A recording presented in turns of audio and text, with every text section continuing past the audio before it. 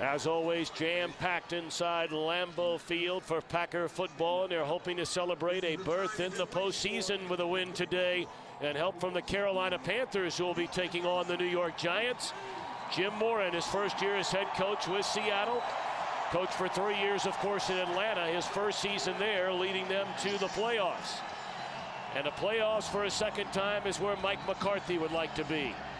Packers went to the NFC Championship game, you may remember, in 2007. Green Bay has won the toss, selected to receive. And so right from the get-go, we'll get a look at Aaron Rodgers and this high-octane Packer offense. Well, they're a fast starting team. That's been their hallmark all year long. And when they start fast, they tend to finish fast. So that's what the Seattle Seahawks are going to have to kind of weather the storm and hope they can slow down this fast starting Green Bay offense. Boy, it certainly sounds not redundant. It sounds almost ridiculous, the importance of a fast start. But for this Packer team, it's played such a critical role in getting a team turned around from a season ago. So Lindo Mare puts a foot on it. Jordy Nelson from the goal line. And a good return by Nelson, still on his feet, up to the 33. Well, the numbers just don't lie about Aaron Rodgers. An outstanding season on his way to back-to-back 4,000-yard passing years, 28 touchdowns against just 7 interceptions, and perhaps coming off the best quarter of football he has ever had in a game on any level in his career, that fourth quarter at Heinz Field in Pittsburgh last Sunday.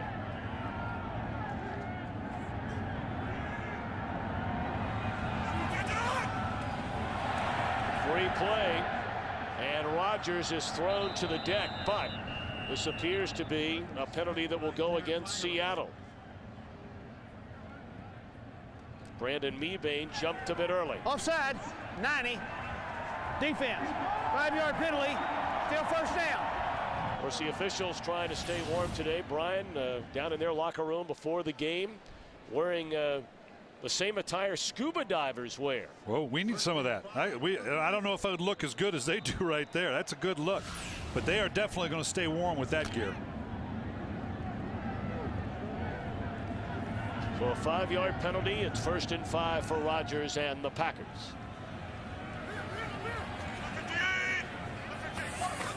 Michael Finley, the tight end, in motion. They give it to Ryan Grant, who had a very quiet game last week against the Steelers. Only 8 rushing attempts the entire afternoon. But Grant trying to make it back-to-back 1,200-yard rushing campaigns. Outstanding receiving core of Driver and Jennings, and Finley extremely dangerous out of the tight end position. And up front, they're starting to get some consistency out of this group. It's now 6 games in a row that they have started together.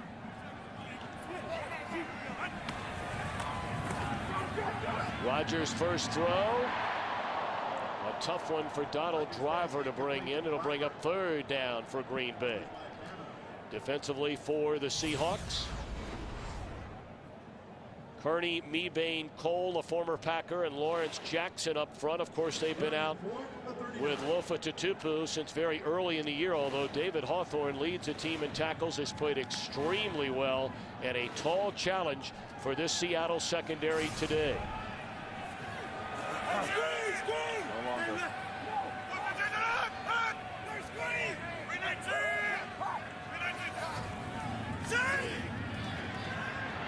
3rd and 4. Rodgers is sacked all the way back in the 29. And Brian Billick, that's something you said the Seahawks had to do to have a chance here today.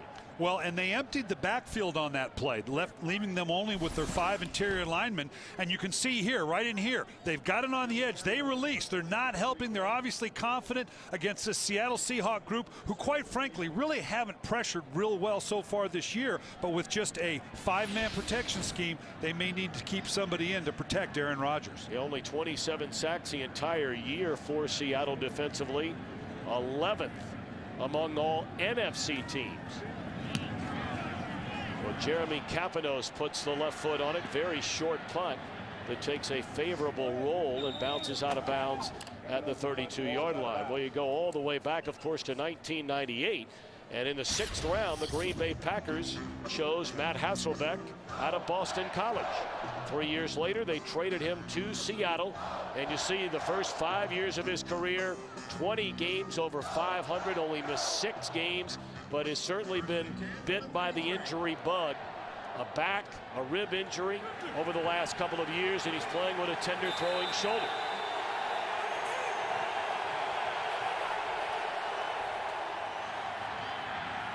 Julius Jones on first down, a 7-yard pickup, tripped up by Nick Barnett.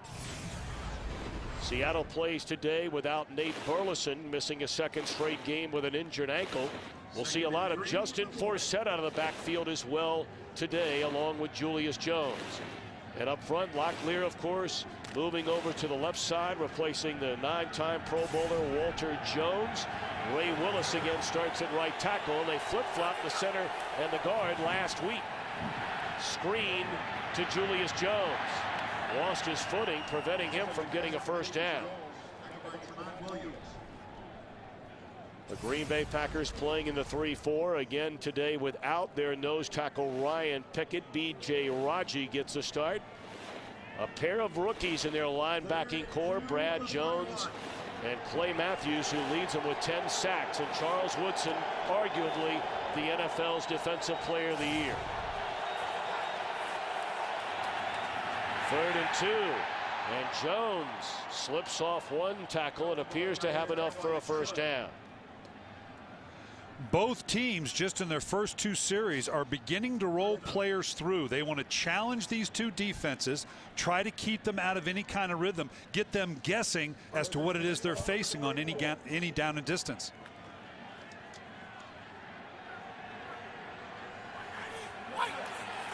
After the Packers go 3 and out, Seattle picks up a first down, and another, it appears, on a good run by Julius Jones. Jones 563 rushing yards coming into the game today. Here's what, Brian, you talked about. Perennial slow starters, these Seahawks this year. And when they have a slow start like this and the other team is able to get going, it has meant a large differential in the scoring. Well, Jones got 9 on the carry. So on a 2nd and 1. They still appear to be a half a yard shy of a first down. The tackle made by Bigby. Some key inactives today. We talked about Burleson. On the defensive side, Aaron Curry had to leave the game last week against Tampa Bay with a stinger in his left arm. John Kuhn out of the lineup. We mentioned Ryan Pickett. He's hard to miss down there. Well, B.J. Raji, who is filling in for Pickett, you visit with Dom Capers. He's excited about the way B.J. Raji is improving. As he said, he was kind of playing on one leg to start, given an injury that he had early in the season, but he has really come on. He's a very active guy, big smile to his face. He knows that he's beginning to feel what it is to be a pro defensive lineman. So 3rd down and what, about 3 or 4 inches.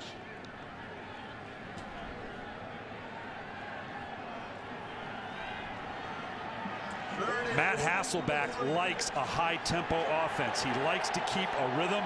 He likes to press the defense. We're going to see how much of that he wants to do. Maybe even some no-huddle today to keep some of those substitutions with Green Bay off the field. An extra tight end checks in on 3rd down, and Jones has yardage good enough for a first down to the 45. First down.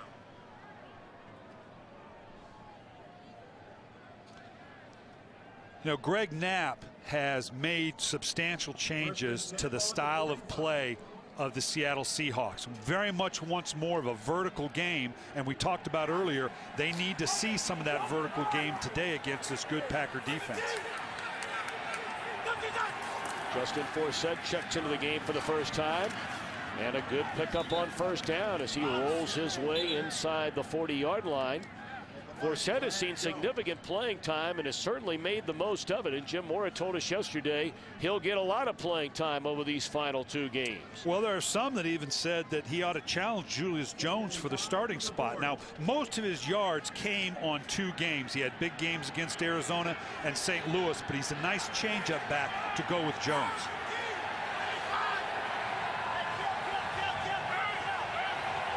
Opening possession for Seattle, the 8th play of this drive. And Forsett getting close to another first down. Appears to be about a half-yard short. Tripped up there by Brad Jones, a rookie out of Colorado. We're seeing a bit of a commitment to the run here, Tom. The Seattle Seahawks are 28th in the league in rushing offense. But they know that part of keeping that Green Bay offense in check, not letting them get a good start, is to keep them off the field. So I think we're seeing a concerted effort to run the ball more than maybe they have in the recent weeks. Play fake. And Hasselbeck throws it into the arms of A.J. Hawk. You really got to wonder about the play call there. Running the ball so effectively, and on 3rd down and a foot and a half they decide to throw, and it's intercepted by Hawk. I'm not quite sure what Matt Hasselbeck thought he saw as he came out of the play fake. You're going to see right here, A.J. Hawk's right here. He comes in, fakes the pitch, comes out. It's as though he thought someone was going to leak out, maybe a tight end or the back, almost in a boot fashion. I can't imagine that Hasselbeck even saw A.J. Hawk.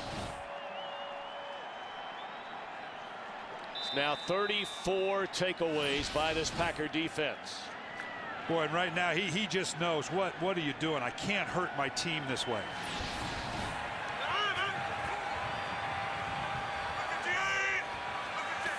A pair of fullbacks leading the way for Ryan Grant.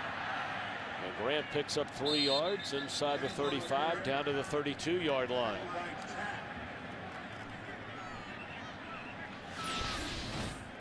Again, as you see him come out here, I don't know. I couldn't begin to wonder. It looks like it maybe got tipped or maybe it slipped out. I'm just not sure where he was going with the ball, whether he thought he could throw it out of bounds and get rid of it. But the ball came out almost sideways.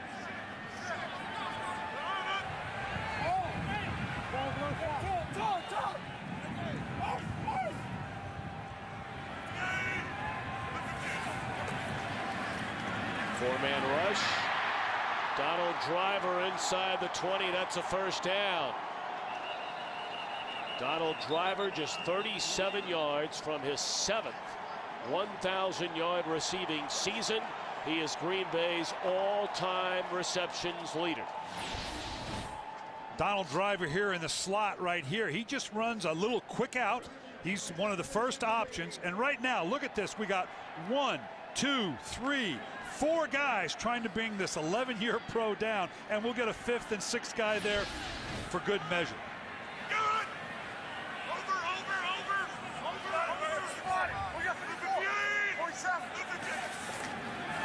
First down, he'll give it to Grant.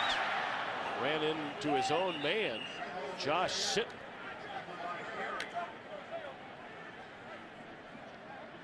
Green Bay knows that going into the playoffs, if indeed they're able to fight their way in, they're going to have a good deal of balance. And they've got that with Ryan Grant. He's 4th in the NFC in yards gained from scrimmage. So he's not only a running threat, he's a receiving threat as well. I know they'd like to get him cranked up more on the running side to balance this great passing offense they've got. Grant to the sideline, and Brandon Jackson checks in for him.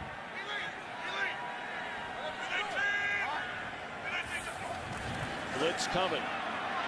Rodgers on the screen to Jackson with blockers in front of him to the end zone. And a flag is down back behind the line of scrimmage, so we wait.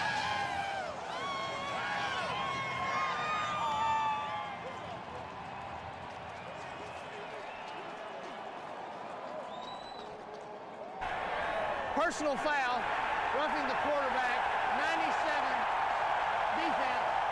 That 15-yard penalty will assessed on the kickoff. Touchdown. That's Patrick Kearney. Brandon Jackson, his first receiving touchdown of the year. Nice job on the screen here. Here you see they invite him upfield, and now you let stop right here. You take the lead blocker. You've got a guy coming in here to clean up. Nice job convoying down the field. Very tough when you get a free rush at the quarterback to brush by, get a penalty like that on top of it. Packers out to a 7-0 lead. Only 4 plays spanning 35 yards.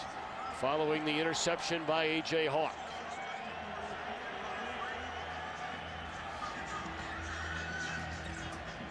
Yeah, and this is the devastating part of the penalty because it's added to the kickoff. You know this thing's going to go sailing into the end zone, and you're going to start on your 20. That's if we can kick it and the thing doesn't fall off. It was very windy about an hour ago. The winds have calmed a bit. And that temperature on the rise, Coach Billick, from 18 to 20 degrees. A lot of snow on the ground. It's funny, we were in Baltimore last week, and we're talking about what a great job they did clearing out the snow. That 24 inches up here, that's just a light dusting. Oh, yeah. They don't even bother getting the snowblower out here with 24 inches.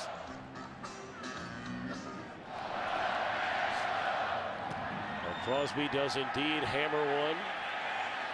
4 yards into the end zone, and Justin Forsett will take a knee. See, the last 3 games been mighty tough for these Seahawks and Jim Mora. First down, they give it to Forsett, and he is met by Brady Popinga and Johnny Jolly. You know, and Hasselbeck kind of put it on himself. When he talked about the slow start, he says, and I'm part of it. For whatever reason, we're not in rhythm. I really haven't grasped what we're trying to do offensively. And he wasn't necessarily being critical, but he was putting it on himself. He's part of the reason they're not starting well. They hurry up to the line of scrimmage, and they run it again with Forsett. And he is run out of bounds by Charles Woodson after initial penetration by B.J. Raji. Matt Hasselbeck on 3rd down, under pressure, and down he goes in the arms of Nick Barnett. Barnett ran right by Justin Forsett, trying to slow him down. You're just going to see a hesitation, and then they're going to bring the dogs on the inside. They're going to get Raji and up. They bring an odd 4-man rush that confused the offensive line of the Seattle Seahawks, and able to take down Matt Hasselbeck on 3rd down. So now John Ryan will punt from his own end zone. Packers should get great field position for a 2nd straight series. That one nearly blocked. Nelson lets it bounce, and not a wise choice there by Nelson, and he knew it. Today, the final home game of this 2009 regular season for Aaron Rodgers and the Packers, and trying to finish it off, of course, on a winning note. And with a little help, a chance to lock down a wild card spot in the NFC playoffs. This is Jermichael Finley, the big tight end. Anytime they flex him out, they're looking to do some damage with him.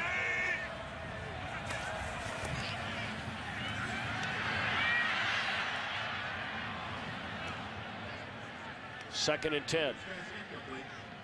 We're going to see that by both teams here. Both Jermichael Finley for the Green Bay Packers and John Carlson for the Seattle Seahawks have the ability to motion or move outside and give the presence of a wide receiver from a tight end set. Both of them used the same way. I know that's a concern for both defenses. Keep an eye on that Carolina-New York Giants game throughout the afternoon, being played in the Meadowlands. Packers need a win and a Giants loss to secure that playoff berth. 2nd and 10, and the play blown dead. Delay of the game. Offense. 5-yard penalty, still 2nd down.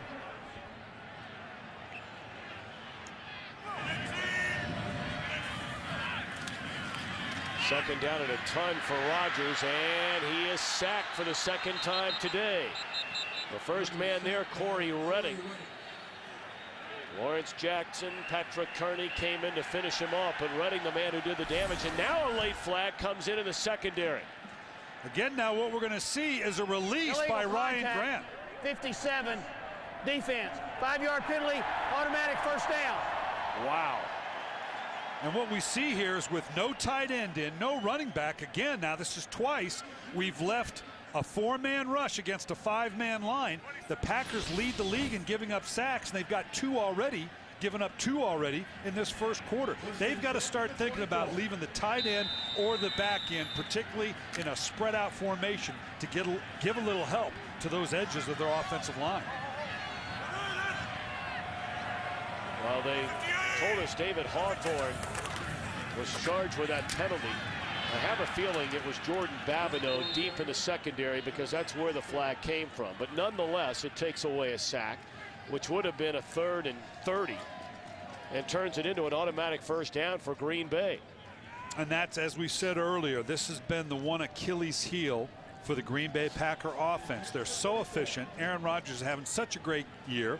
But you look here, and both the penalties and the sacks, the combination of those two, this is the most penalized team in the National Football League. So that combination can be a tough one, too.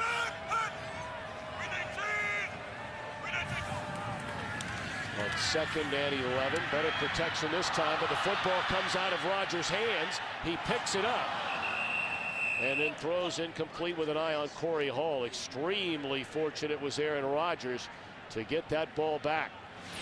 Well, it looks like the ball just comes out a little like Matt Hasselbeck that we saw earlier when we questioned whether the ball just slipped out. It is cold. That ball gets slick. Now, obviously, Aaron Rodgers is used to it here, but it just literally comes out of the hand, not able to get a grip on a cold ball like that. Let me ask you, do you ever get used to the cold if you're a quarterback? No, at the end of the day, it's just cold. I don't care if you live in it. I don't care if you're used to it. It's cold, and for a quarterback, it's one of the things they fear the most, a cold, slick ball. 3rd and 11, Rodgers pump fakes, fires incomplete. So despite a big penalty during that possession, Seattle stands tall, forces Green Bay to punt. And particularly late in the year, you would think Aaron Rodgers would think about going to a glove. That's what most quarterbacks are going to do, because there's only so much you can do to keep the balls warm. On the sideline, they may try to keep them warm, put them near the heaters, but eventually the ball's going to be on the field long enough. On a cold day like that, they are extremely slick. Papinos, a booming punt. Rolls inside the 25 and out of bounds at the 23-yard line. See, now, Brian Billick, your children are grown up. That is the NFL's version of the baby Bjorn right there. That's a good setup right there. You're right. The grandkids are coming, though, pretty soon. Not too soon, honey. You might want to let your daughters know about that. Yeah, well, hold on. Not too quick. But...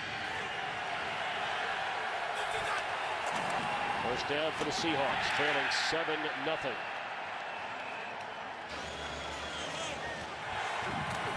Hasselbeck. They set up the screen and nearly intercepted again by Johnny Jolly. He already has 1 pick this year.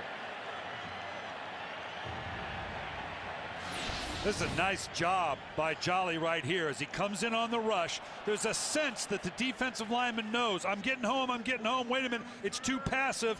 The instincts say, no, I'm not getting home, this is not right, and just jumps up, almost tips the ball right back into his hand.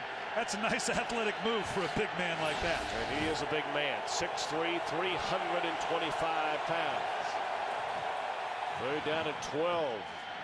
They swing it to Julius Jones. And he's run out of bounds at the 25-yard line. 3 and out for Seattle. So their struggles continue in the opening quarter. And we talked about how they need to find some vertical plays down the field.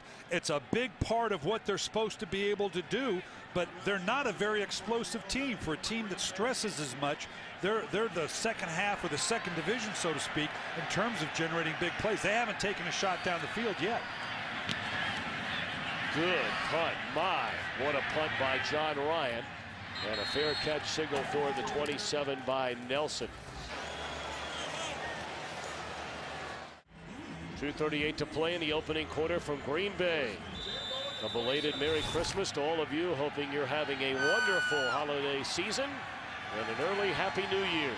You and I will be spending New Year's in the Big Easy as our BCS Bowl Bash will kick off here on Fox. Play action one way, rolling the other is Rodgers, and it's incomplete. Somewhat sloppy throw there by Rodgers with an eye on Corey Hall. Well, I think he changed his mind at the last minute. He saw Donald Lee coming across the field, and at the last minute decided, no, I don't want to throw it there. And I think it caught the running back off guard that the ball actually came out to him. So right now, I tell you what, for a team that starts fast, these Green Bay Packers don't have a lot of fluidity to them right now. They just don't seem in sync.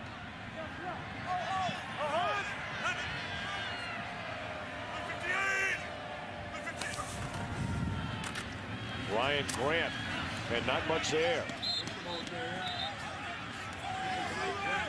So another 3rd and long for Rodgers and the Packers. Deion Grant coming up to make the tackle. Ran his 10th season out of Tennessee. Has started all 48 games since signing with Seattle as a free agent in 2007.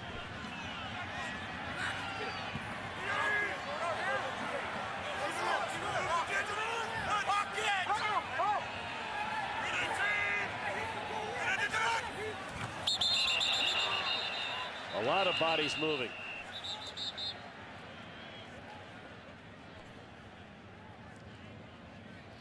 Well, Aaron Rodgers is working them. That's twice now, if indeed this holds up, and this is against Seattle. We'll see whether they were enticed or they jumped off sides. Encroachment, number 94, defense. 5-yard penalty, still 3rd down. But you can see Aaron Rodgers is working the snap count here, particularly out of the gun. They heard or saw something. No one flinched. They're going strictly off the snap count. So Aaron Rodgers must be working multiple counts, particularly out of the gun. And you can do that when you're at home to see if you can draw off this pass rush of the Seattle Seahawks. So 3rd and 9 becomes 3rd and 4. 4-man rush. Rodgers looking for the home run ball. And he's got it to Greg Jennings.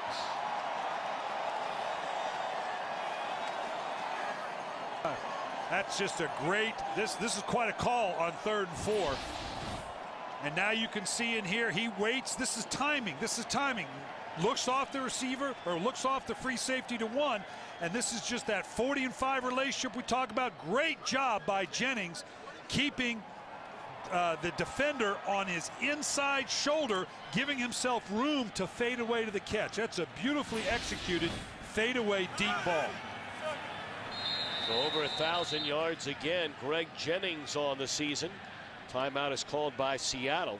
Aaron Rodgers having a heck of a 2 seasons. It is indeed. First 2 seasons in the league. Had all the pressure of replacing Brett Favre here a season ago. They go right back to Jennings. And he's inside the 5. Broke the initial tackle of Trufant. And then lots of daylight. Just a great 1-step out here now. He's going to 1-step and come back. And if you can make a guy miss in the open field, usually those types of plays don't yield a lot because the DB's able to come up and make the tackle. But that's an excellent move. Gets him down inside the 5-yard line. You can see he's excited about that. That's as easy a catch as you're going to ever make. So from the 3, Spencer Hayner in motion. They give it to Grant. And he leaps very close to the pylon. Did the ball break the plane? It is a touchdown.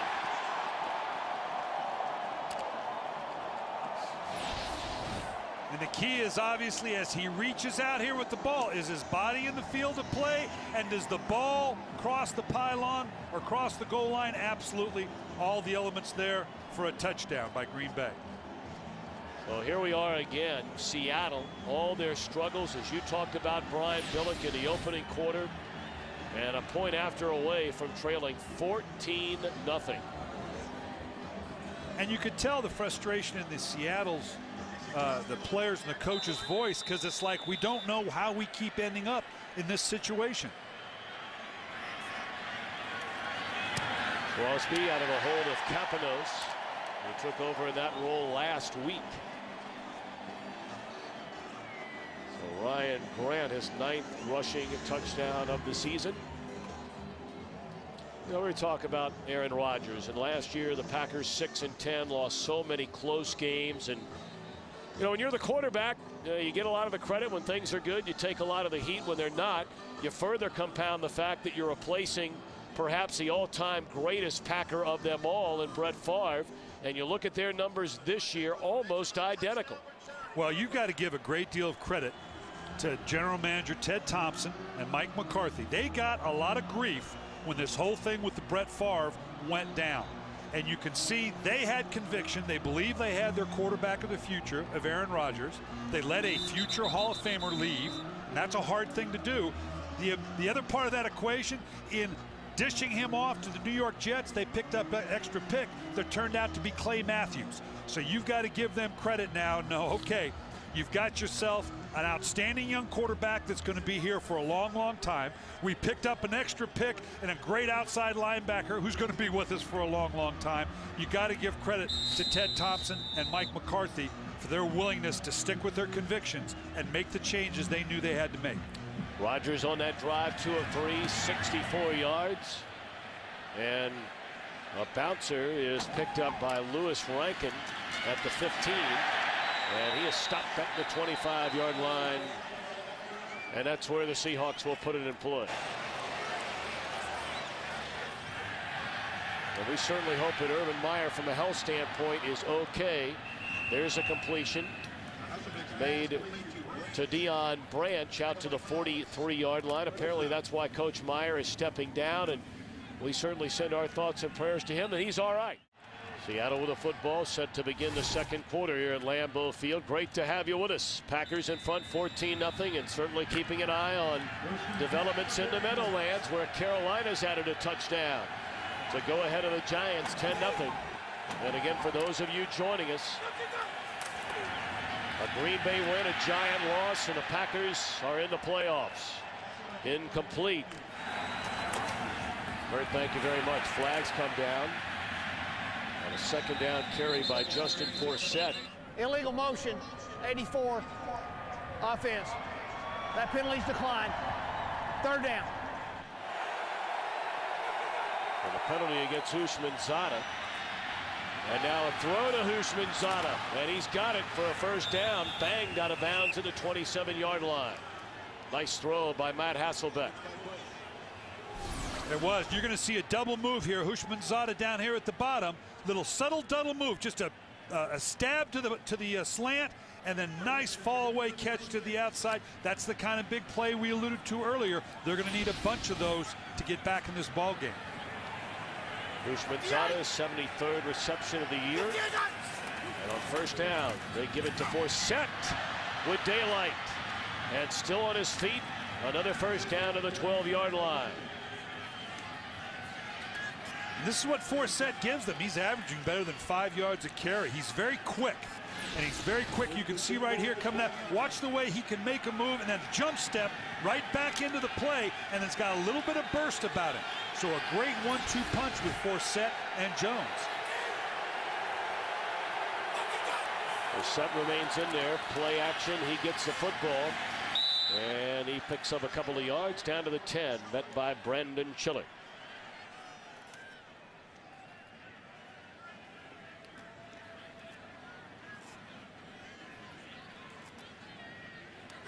A balmy 20. That was in the first quarter. And we're really starting to warm up. Oh, yeah. It's humidity on the rise. It's getting hot in this booth. I can't feel my feet.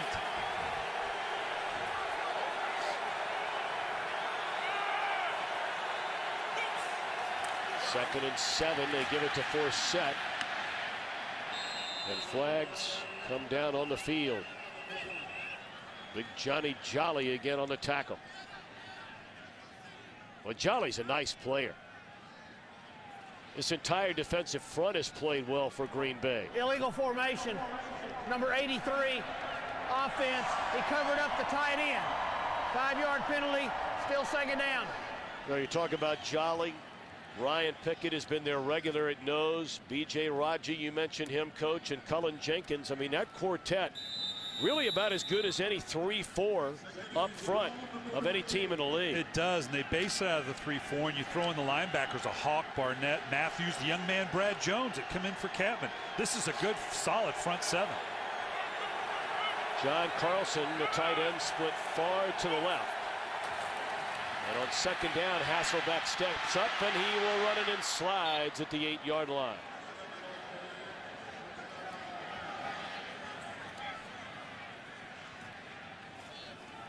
Huge interception thrown by Hasselbeck on a pretty impressive drive for Seattle to start the game. It led to a touchdown.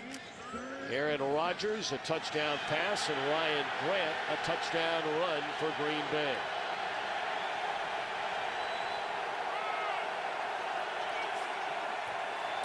3rd and 6. That ball was tipped and it's intercepted. It appeared tipped at the line of scrimmage, and Atari Bigby picks it off.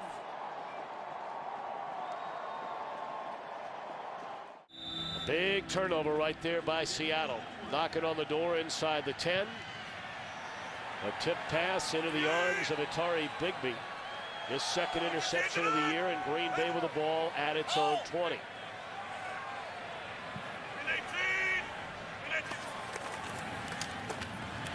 Ryan Grant wrapped up by Will Herring.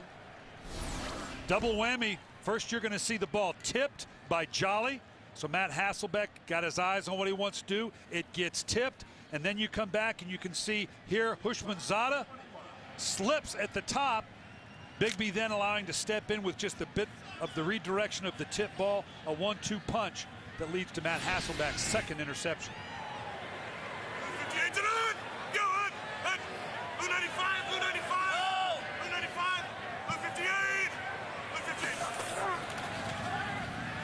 Play action. Rodgers steps up looking for Jennings again. And good coverage. That time by Josh Wilson. DB, I know the fans here calling for a pass interference. Josh Wilson playing very well, keeping his eye on the ball. You know, and this is one of the things that the NFL is looking at. These big penalties down the field, this huge change, those 40-yard penalties. Talking with Mike Pereira last week, it's something they're looking at as to whether they separate intentional pass interference, which would be the big penalty, the spot foul, versus a smaller incidental contact for 15 yards. Certainly something the league's going to look at. One of the distinct differences between the pro game and a college game. Pass interference is a 15-yard penalty. Rodgers under heavy pressure throws it away, so the Packers will punt. Darryl Tapp was chasing Aaron Rodgers, and those two were locked up in a rather interesting story this week, where Aaron Rodgers said Darryl Tapp bit him in a game last year. Tapp said that's absolutely ridiculous. Now, we talked to Aaron yesterday. He said, you know, I wish I hadn't have brought it up. He said, but I am going to talk to him before the game tomorrow, meaning today, saying, look, how in the world are you denying that this happened? Well, sometimes that gets into a he said, she said type of deal. Line drive punt and a fair catch at the 38. I'm sorry. Yeah, we're going to see here Aaron Rodgers that as he rolls out, doesn't necessarily get tangled up. He just hits the ground hard. And again, I know the frozen tundra's got a lot of coils underneath it, but it's still a hard ground. Takes a little bit of a shot on his hip or shoulder. Aaron Rodgers been hit 3-4 times in this game. It's those cumulative hits that worry you as a coach, even if it doesn't lead to a sack. Well, Seattle, good field position at its own 38-yard line, trailing 14-0. And Hasselbeck to throw on 1st down across the middle through the arms of Dion Butler. 2nd down and 15. They give it to Julius Jones. And he's to the 35. A 3rd down and 13 upcoming. And 3rd and 13. Good protection. And a good throw by Hasselbeck. And that's caught by the rookie out of Penn State, Dion Butler, in midfield, a 1st down. Well, one of the change-up looks of the Green Bay Packers. This is just a 3-man rush coming at Matt Hasselbeck, allowing him enough time to wait out the receivers to get the big conversion down the field. Seattle hurries up to the line of scrimmage and may have caught Green Bay with too many players on the field. Flag down, a free play, and a good free play for Seattle to the 32. This penalty will be against the Packers, so that play will stand. Well, you got the sense in talking to them that they were going to do a bit of this because they were concerned about the substitution packages of Dom Capers and the Green Bay Packers. And one way to negate that, to change the multiple coverages and fronts that you get from this Dom Capers defense, is to go no huddle. At the very least, keep the pace that Matt Hasselbeck is known for.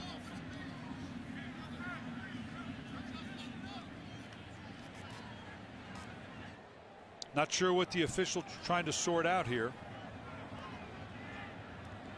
You know, part of the deal is when you rotate personnel offensively, you have to give the defense time to adjust. And they may have had a substitution package that they're questioning whether that was allowed or not, or whether Green Bay had adequate time to make that substitution. Well, they're still talking about it. Greg Knapp hoping this thing holds up because they've got a little bit of life for Seattle with those couple of those plays. Let's see what Walt Coleman has for us. On the field, on the defense. That penalty is Klein. Second down.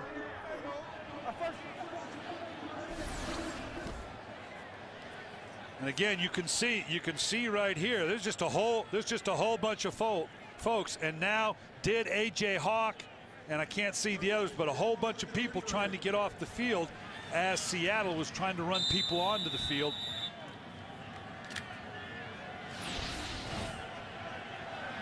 Empty backfield on first down for Seattle at the Green Bay 33.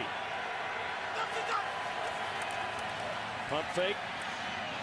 And then up top, catches made by Deion Branch, and that's another first down of the Green Bay 15.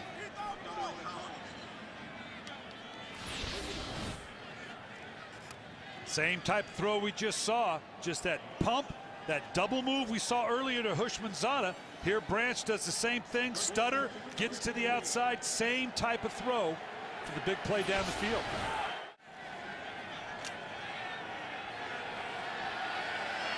Matt Hasselbeck on that completion becomes the all-time franchise leader in passing yards. He already surpassed Dave Craig this year in attempts and completions, and now number one in the passing yards category. First down carry by Jones, tackled by B.J. Raji, but another penalty flag comes in. If it's against Seattle, it's their seventh. 75 offense. 10-yard penalty, still first down. Wow, 7 penalties, and we have over 9 minutes left in the first half for Jim Mora's team. And this is typical of what has killed Seattle. It's no one thing, no one player. You can play the entire game, 65 plays. Locklear in this instance, well, only had one holding penalty, but then it's the next guy, the next guy, the next guy, and all of a sudden you got 7, 8, 9, 10 penalties. So first and 10 at the 16 goes to first and 20 at the 26. Blitz coming, and they drop it off to the tight end Carlson, his first catch today, and he spins his way inside the 20, close to the original line of scrimmage. Carolina piling it on the Giants, 24-0 midway through the second quarter in the Meadowlands. Wow. Yeah, and in the Meadowlands, as you said, that's a bit of a shocker right there.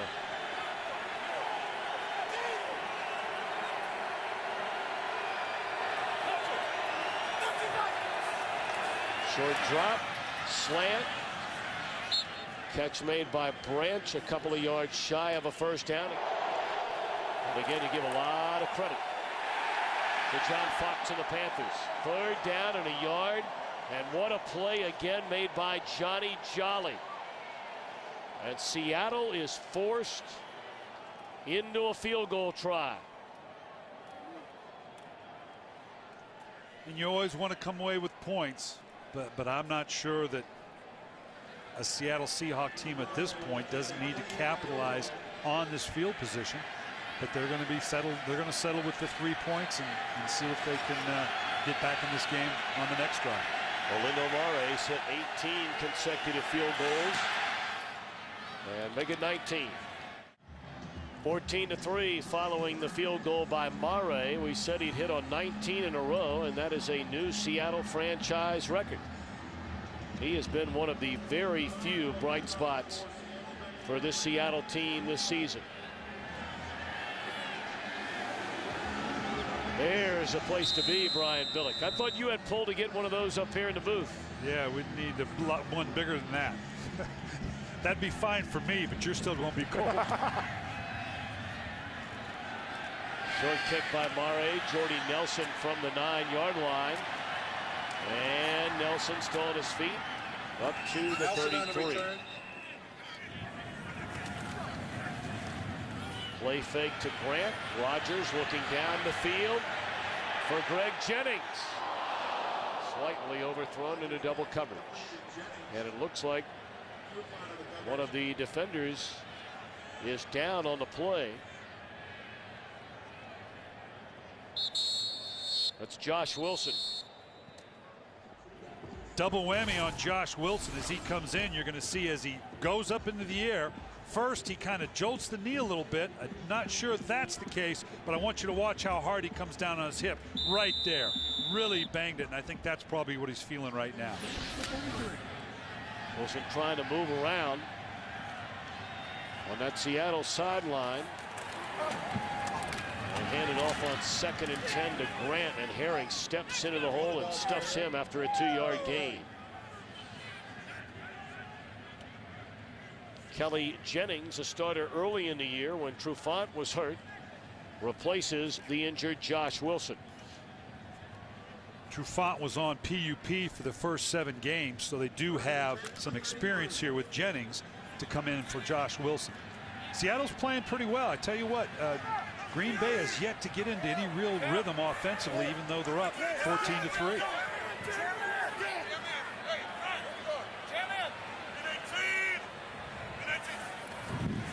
On a 3rd and 8, Rodgers flush from the pocket, looks, he's a leading rusher among all quarterbacks in the NFL, and picks up a first down, tiptoeing out of bounds at the 45. I mean, you don't talk about that much when you talk about quarterback play, but you know, when you're the leading rusher among all quarterbacks in the NFL, that's something to add to the resume. Not an elite rushing group, but, and here's the amazing thing, we've talked about it before, Tom. He fell in the draft because supposedly he wasn't a good enough athlete coming out of Cal. He always has a little smirk on his face when you talk about this, because now he's known for an athletic quarterback that can move around.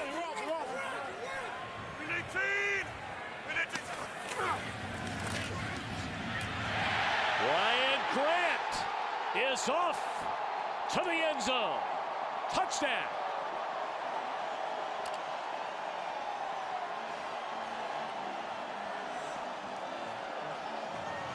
A 56-yard touchdown burst from Ryan Grant.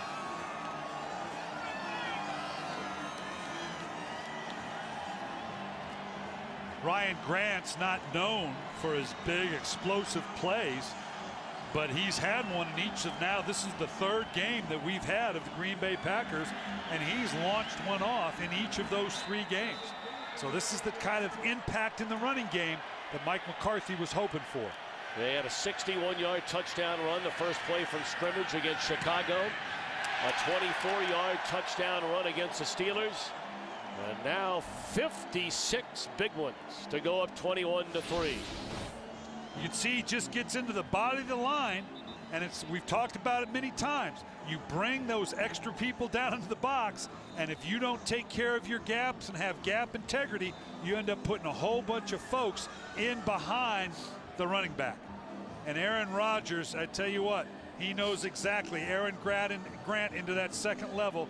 Aaron Rodgers loves this because he knows it's going to pay dividends for him off play action fakes and the ability to get the ball down the field in the passing game as well. Still 5:36 to play until halftime. And we have learned from the Seattle sideline it is the hip of Josh Wilson that he injured on that first play of that possession. And his return is questionable. Yeah, this right now, I'm not sure they're going to give him back. I don't know if we're going to get Ryan Grant back because that crowd doesn't want to let go of him. All part of the lure here in Lambeau Field, the Lambeau Leap. Well, it really is unbelievably unique. Really anywhere in professional sports as Forsett brings it out to the 27-yard line. And a flag comes in late. May have been a face mask at the end of that play. You're talking about a city with barely over 100,000. Personal foul, face mask, 33. Kicking team, 15-yard penalty from the end of the play. First down. A little over 100,000 as far as population is concerned in Green Bay. I mean, there could be for professional sports for 1 billion years, and no city this size would ever be awarded any franchise in any sport. Here you can see just a little pull of the face mask. A little bit head bob. The official's going to call that every time. Obviously, much needed field position for the Seattle Seahawks. Brandon Underwood, the rookie out of Cincinnati.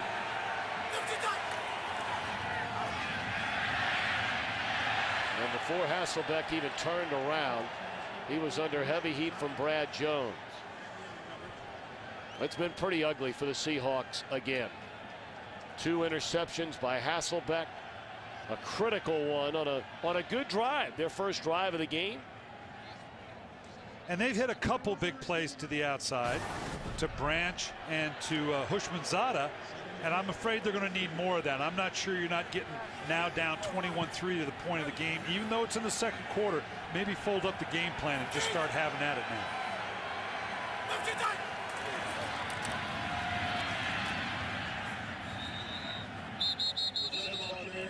Or set out to the 46-yard line. Or Seattle coming off an embarrassing loss against Tampa Bay. Ironically, that was the loss that got Green Bay turned around after falling to the Buccaneers, ripping off 5 in a row thereafter. And it was tough. Jim Moore challenged his team after a tough 34-7 loss to Houston, only to come back and fall to Tampa Bay 24-7. 3rd and 6. Hasselbeck hit as he throws.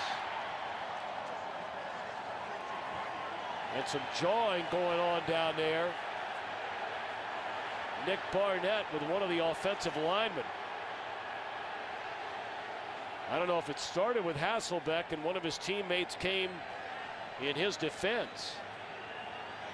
It looked like Barnett had Hasselbeck down around the knee. They got him at the waist. Now they're kind of tied up here, but right here at the bottom, that just little kick by Hasselbeck right there. And Locklear, both of them. Yeah, both started in on it. I'm surprised with some of the pushing and shoving and the shots there wasn't a flag thrown. I mean, Barnett had him around the waist and pretty much let him go once his arm slid down around Hasselbeck's knee.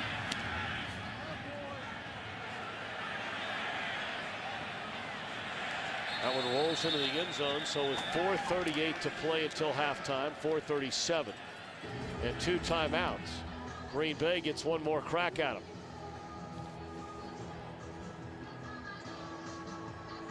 Well, and you know, people look at time of possession a great deal, Tom, and you know, I don't that's know why. well, every game we do, it doesn't mean a thing. But it's only time of possession if time of possession leads to points, and it hasn't. When you have turnovers, when you're not able to take advantage, and here clearly the turnovers by Seattle a big factor in it. But you're right, possession in and of itself is useless. People make too big a deal of it. It only if it accounts for points that the two can be related. Otherwise, it's, you know, you don't get any points for just holding on to the ball more than in your opponent.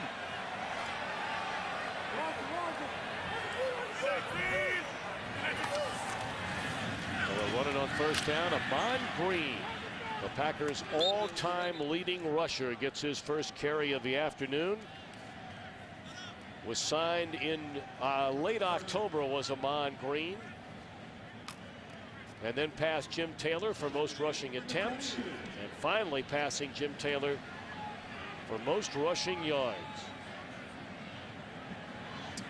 He was an impressive back when he was here and playing well for the Packers, and I know they were a comfort zone for them having him here as someone that can come in for Ryan Grant, or God forbid if there were an injury. Play it off out of the backfield to Corey Hall. He's hit hard out at the 29-yard line, a yard shy of a first down. And I expect from Mike McCarthy we're going to see a very even-handed approach. You'd love nothing more than to finish off this half, not give it back to Seattle. Good balance run and pass. Not that I wouldn't take a big shot down the field for a score. I'll take a score any kind I can. But 21-3 to show the kind of balance that we're going to continue to want to have as we make this playoff run, particularly with New York down and up, and now Green Bay up 21-3. Well, they pitch it to Amon Green, and he spins off a hard hit and has a first down and more. Amon Green all the way out to the 45-yard line.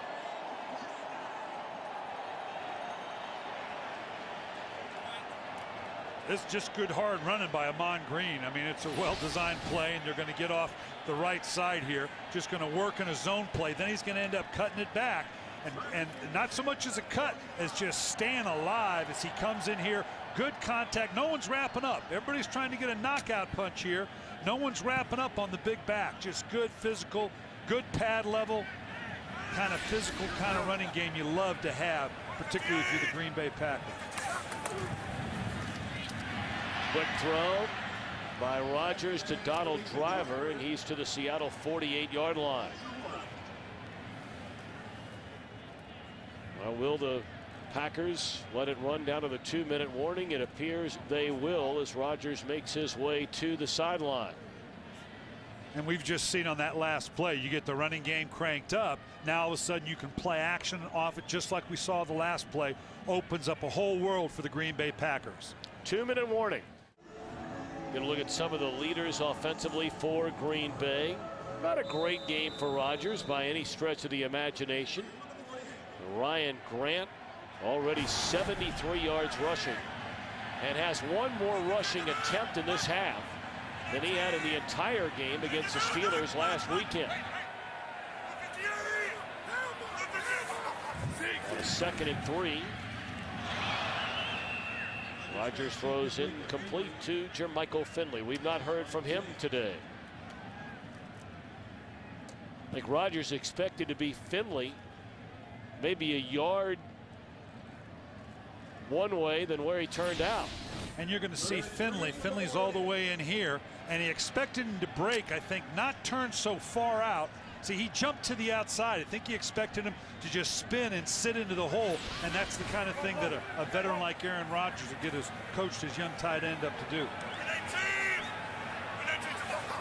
5 receivers set on 3rd down. Wide open down the middle of the field is Jennings.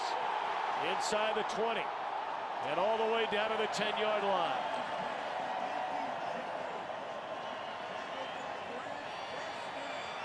Nice sleight of hand there. You're going to see Jennings on the outside here, and they bring Finley now down in here, who they've gone to a couple times, comes right in behind him in that little void that he creates by going to the flat. It's amazing how many of the big plays the Packers get on little throws like that. They're one of the more vertical teams in the league, but they don't throw the ball down the field as much as you would think given their numbers. A lot of them are those 10 and 12-yard catches that go for 20, 30, 40 yards. A 100-yard receiving day again for Jennings. Rodgers throws it away. Of course, Jennings last week against the Steelers caught a career-long 83-yard touchdown pass. It was also the longest completion in Aaron Rodgers' career. Well, you talk about a big play guy. Jennings has scored 28 touchdowns. 13 of them have gone for 40 yards or more. And as I said, a lot of them aren't necessarily the big plays down the field. It's like you're saying, they make a ton of yardage off of intermediate passes that turn into explosive plays. Finley in motion. They give it to Ahman Green. And that did not fool Mr. Darryl Tapp. Clock ticking down under 50 seconds. And a 3rd down upcoming for Green Bay. 4-man rush. And it was 3rd and goal. The catch is made down at the 2-yard line. And I think you can see Aaron Rodgers. He turned to Mike McCarthy kind of to say, hey, what the heck, let's go. Kind of threw his hands up, said, we're down here. We're up 21-3. Let's go ahead and send a statement. Let's take a shot here. At this point, you're kind of wishing you hadn't let the clock come down and use that timeout at 15 seconds, which is still a head scratcher to me. Looks like they're talking about it. They're going to go for it here. Now, with 8 seconds, you do have time for one shot to the end zone since you're down on the 1-yard line. You pretty much have to throw it because you're out of timeout. You don't have time to run your field goal team on. Well, it's a 4th down. No, they are going for it. I thought this converted for him inside. This is 4th down. This is an all or nothing shot here. So in that case, yeah, you can run it or throw it here. It makes no difference. So at the 1-yard line, Spencer Hayner, an extra tight end, checks in, so a 3 tight end formation. You said it, play action fake. Rodgers throws. Hayner, touchdown. Penalty flag came in from the back of the end zone. What an unbelievable story Hayner has been. A decorated linebacker at UCLA, has spent 3 years. Pass interference, number 41. Offense, 10-yard penalty, still 4th down. Starting to say spent 3 years on the practice squad. Well, he might be back on the practice squad. He's a linebacker. He thought he was on the wrong side of the ball. So they go for it, but the penalty negates a touchdown. Nice job by the fullback, taking down the rush of the outside defender. I think that was a DB, taking him out at the knees. Great execution. Hayner got so wide open because evidently he pushed off on somebody. Well, now after the penalty, Mason Crosby comes on for a 24-yard field goal try and bangs it through. Mason Crosby puts a foot on it to begin the second half, and Justin Forsett still on his feet and run out of bounds at the 35-yard line. Well, Brian Billick, I trust you and your family had a very Merry Christmas, and here we are back to football. And of course, for the Green Bay Packers, knowing that Carolina is in front of the Giants 31-0, that game in the third quarter. Green Bay in front 24-3, trying to nail down that playoff spot. Yeah, and that's going to test your focus here in the second half. You're in complete control of the game. You know that where it's going to lead to, particularly with the Giants score, looking to see how his troops are going to finish off. I'm talking about McCarthy now, how his troops are going to finish off with the second half, keeping that focus and passion high. Julius Jones lost a yard on first down. Numbers from the first half clearly in Green Bay's favor. Those 2 turnovers really hurt Seattle. Yeah, and obviously put them on a short field, and Green Bay finished strong, obviously, with that last drive. Seattle's got to do something here. They got to get some energy going, see if they can get themselves back in this game to keep their energy up. Looked like the ball was tipped coming out of the hand of Hasselbeck. And the rookie Dion Butler had it momentarily. Are they saying he caught the pass or incomplete? Incomplete. Yeah, I think they're saying you can see here as the ball comes in, the ball's going to bounce. It's just enough behind him, catches enough of the turf, rolls back into it. I don't know if he had his hand underneath it. Certainly don't know if it's worth a challenge for the amount of the gain. Going to put Seattle now in a 3rd and long. 3rd down and 11.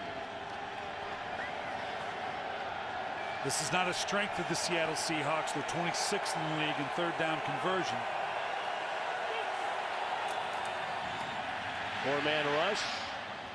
And it's intercepted for the 3rd time today. This time by Jarrett Bush.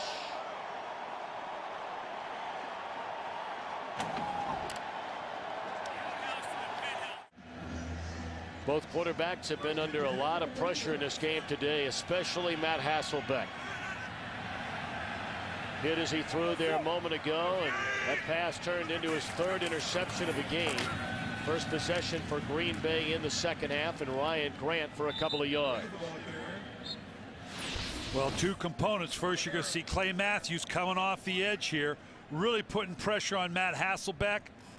And then I thought maybe the receiver flattened off, but this is just a great play by Jarrett Bush. Watch the way he transitions, jumps to the inside, rides, sees it's an inside route, turns, and now becomes the receiver. Actually beat Houshmandzadeh to the punch. Excellent technique by Jarrett Bush. Of course, Bush allowed 3 big plays in that loss to Pittsburgh last weekend and heard a lot about it. We asked Mike McCarthy about Jarrett Bush yesterday, and he said, look, we're asking this guy to do a lot of things right now. There's an incomplete pass. He said he is on every special teams that we have. And because of the injury to Al Harris and some other guys being nicked up, he's in a spot they weren't expecting him to be in this year. But that was a nice play there by Bush. It was, and that's a legitimate concern for Coach McCarthy, because you're talking about maybe 15, 20 special team snaps on top of the extended defensive duty that he has to because of the injuries that you alluded to. That's just good coaching on Mike McCarthy's part, recognizing the demands on his players.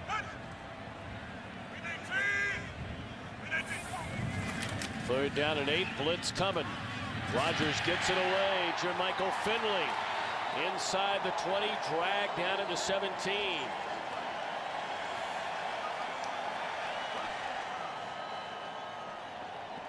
Nice throw by Aaron Rodgers, letting Jermichael Finley use his size. Not exactly a back shoulder throw, but let him use his body. He's a big receiver. And now doing it again back on the backside. Anytime they get Jermichael Finley on the backside, they're going to look to see the matchup. Deion Grant, a good DB, but again, the size differential allowing a big receiver like Jermichael Finley to use his body. 28-yard gain on that completion to Finley, and now Grant bangs his way to the 10-yard line. Grant zeroing in on another 100-yard rushing day.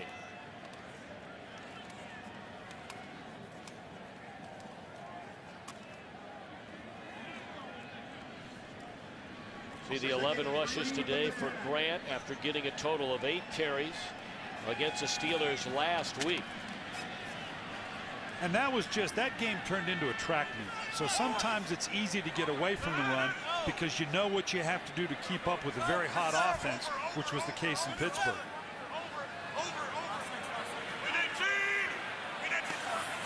Second down and 3. Grant will get it again. And just short of a first down is Ryan Grant, a yard short. You know, oftentimes you'll hear the term, well, he quietly goes about his business. I'm not sure there is a more accurate description of that than Ryan Grant. When you look at some of the running backs around the NFC, to think he has the 4th most rushing yards, to me, is astounding. And you're right, because you look at the names here, and obviously all recognizable, but you know, you talk to 9 out of 10 people that are football fans, I don't know they would come up with the name Ryan Grant to go with the others. Third down and 2. Brandon Jackson slips a tackle and has a first down to the 7-yard line.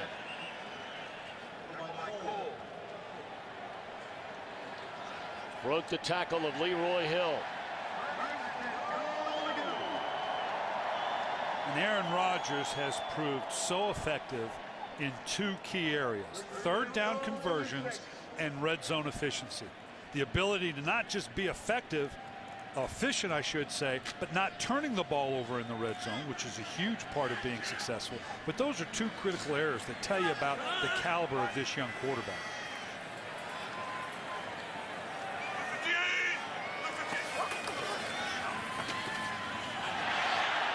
Cutting it the other way, Brandon Jackson into the end zone.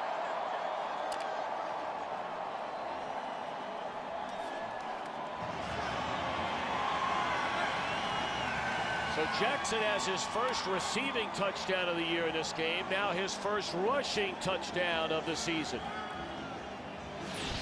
And this is all Jackson here. You're going to see on the outside, he starts one way, and then right here, Will Herring's got to recognize he's coming back the other way, but recognizes too late. And that's just all Jackson outrunning the defense around the edge to get the touchdown. See Aaron Rodgers on that scoring drive. Both of those completions came on third down, which you talked about a moment ago, Coach Billick. Well, anytime you look at a quarterback, you're looking at him, how does he perform in critical situations, and there's nothing more critical than a third down and in the red zone, particularly a third down in the red zone. So a double whammy by Aaron Rodgers there. Very short kick for set from the 15. And he's to the 30-yard line. The score now is just gone to 34-3. Carolina's tacked on a field goal in the third quarter. Blitz coming. They pick it up. Hasselbeck down the field into traffic. And it's knocked down by Atari Bigby. Matt Hasselbeck just having to throw up a wing and a prayer here, because now obviously down 31-3. And this is now they're going to kick it into a mode where Matt Hasselbeck, and he likes the 2-minute, he likes the open spread offense. And if nothing else, it's okay. Let's get back to doing what I like doing. Let's pitch this thing around. I'm a little surprised they're not in a no huddle.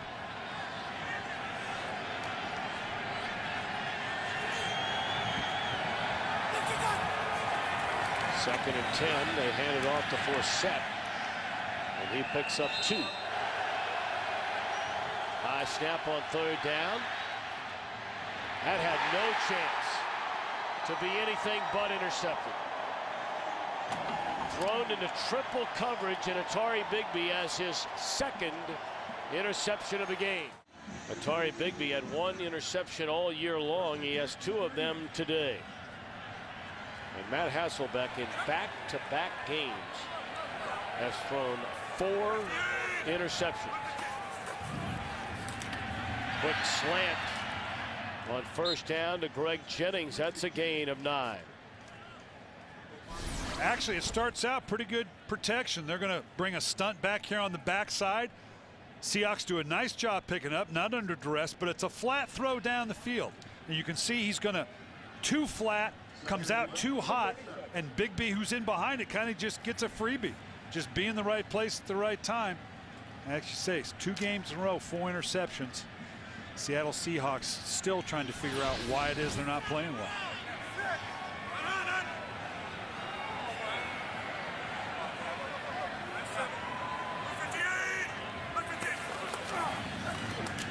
Ryan Grant appears to have enough for a first down. You know, in a game often overloaded with statistics, consider this. All 4 interceptions today thrown by Hasselbeck, all 4 have been on third down. Aaron Rodgers and Tom Brady are the only 2 quarterbacks in the NFL that have not thrown an interception on third down the entire year. And that really does come down to focus, intent, plan. Has to do with all those things. Attention to detail. Right now, Seattle, a team that's looking for answers. And Matt Hasselbeck trying to come up with, I'll just make a throw on third down, and it's not happening for him. Grant looking for running room, cuts it back to the inside, and he picks up close to 4. Matt Hasselbeck, I don't know what they're accomplishing with this style of play right now. Grant, a gain of close to 9. You know, I found it very interesting in our conversation with Matt Hasselbeck yesterday when he talked about still trying to become more familiar with this offense and how over and over and over and over and over in practice every day they talk about being an explosive offense. And Brian Billick, you brought it up earlier. You know, really, you look at their wide receiving core, you even look at their running back core, and I got to be honest with you. I mean, I have a hard time seeing a lot of explosive players. I'm not saying they don't have good players, but good players and explosive players aren't always the same thing. No, and the 2 don't always equate, and they've got good, solid receiving core. Here with just, again, a play-action fake. And wide open. Here's Jermichael Finley. Still on his feet, all the way down to the 4. They've set this play up all day long. They take Jermichael Finley, motion his way back to the slot for blocking purposes. We're clearly at the point in the game where you think you're going to run it. You're going to see him on the edge right here, and now he sneaks out into the route. And it's a perfect play. You're going to run the ball. You're up 31-3. A play action fake. That's how we ended up behind the linebacking core with no one there, because they're all over the run. Good play call, particularly given the circumstances of the game.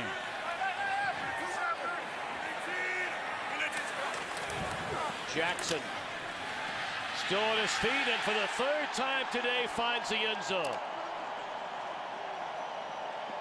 Twice on the ground, once in the air for Brandon Jackson today.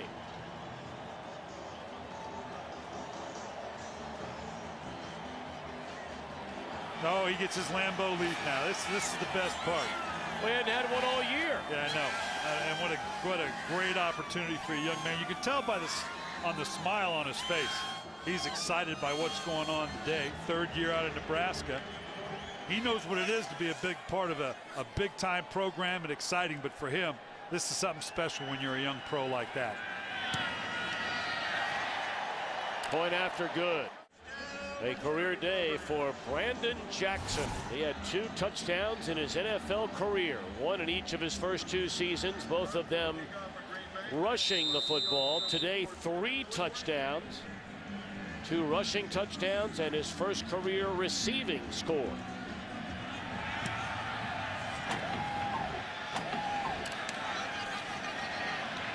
Rankin out across the 25, up to the 30-yard line. Yeah, this is kind of what, and I want you right here. He comes out of the huddle now, and he knows he's getting the ball here. He's not a big guy to begin with, and I want you to watch. He's hiding behind Aaron Rodgers. He doesn't even want them to know they're there. It's like, okay, if they don't know I'm here, they can't know I'm going to get the ball. That's good gamesmanship by the young Mr. Jackson. Ends up getting a touchdown for himself. And they obviously didn't know he was there. Nice job. That's all part of the game. I love it. Handed off to Julius Jones. Will Matt Hasselbeck on first down, and that's a gain of 5 for Jones. Brian, going back to your days as an offensive coordinator and then later a Super Bowl winning head coach, when you're down 38-3, if you're Jim Mora and you have almost a quarter and a half left of football, what do you do play calling wise?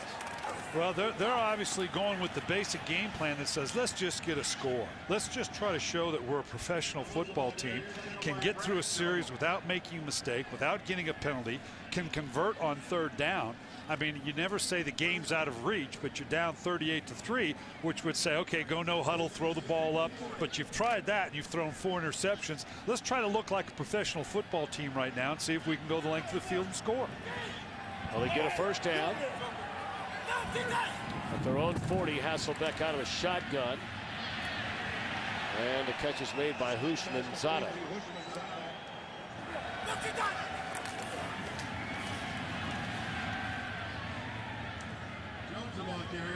Well, the concerning thing for Seattle has to be that when things have not gone well, and we've talked about how the early part of the game has not gone well. They're playing a team that tends to start fast.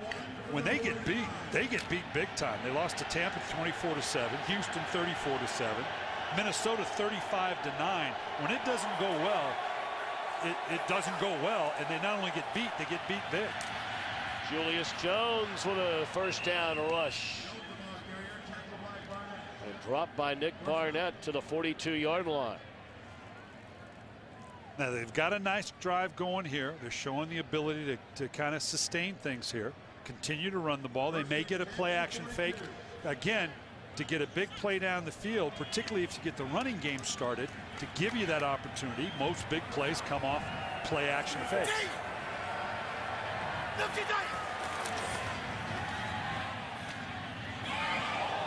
Branch, the reception, still on his feet. And that's a gain of 9 on first down for Deion Branch. Of course, a year and a half ago, nearly 2 years ago, Deion Branch was injured in a playoff game right here at Lambeau Field. Tore his ACL.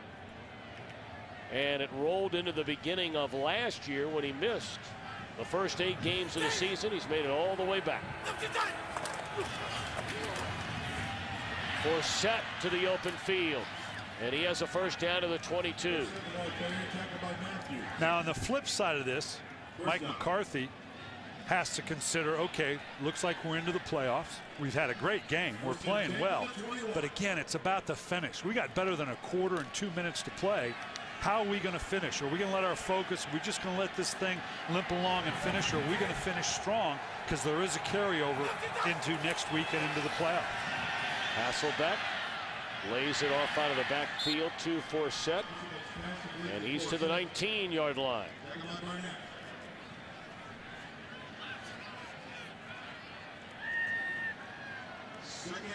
Matt Hasselbeck is one that likes a tempo, and I think one of the frustrations with their style of play is that it does slow. They substitute personnel a great deal more than he was used to under Mike Holmgren. And that's part of the transition for him into this type of offense. Big old B.J. Raji wraps his arms around Julius Jones. And when that big fella gets a hold of you, you're not squirting loose. For a big man, you're going to see right here in the middle, he's got incredible quickness about him. Here it's just the guard moves up. I'm not sure he didn't get more of a piece of him than he needed, expecting the tackle to step back in and take over the combination block.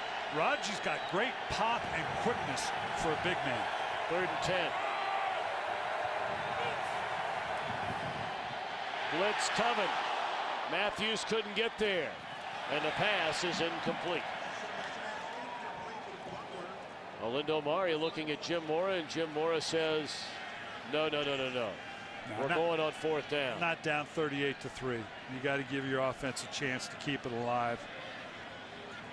Young Clay Matthews got so excited he went, as they say, unabated to the quarterback, and thought he was going to get a freebie here. Jim Mora conversing with the offensive coordinator, I'm sure, going, what exactly are we going to do right here? 8 of 16 on 4th downs this season. Pump fake. And down goes Hasselbeck in the arms of Brandon Chiller.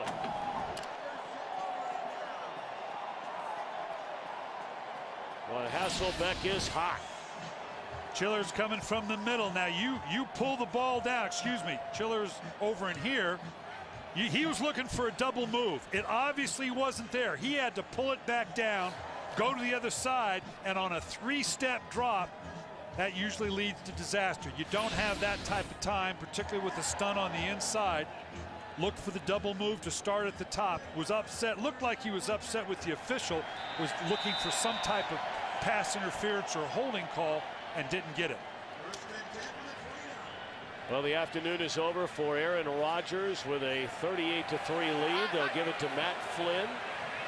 In his 2nd year out of LSU, was a 7th-round draft pick a season ago after leading the Bengal Tigers to a national championship. Well, this is a smart move by Mike McCarthy. Game clearly in control. Rodgers had a good day. Why expose him, even though you're going to do nothing but hand the ball off a whole bunch? Why expose him to any more shots than he has to? So that's the end of the 3rd quarter.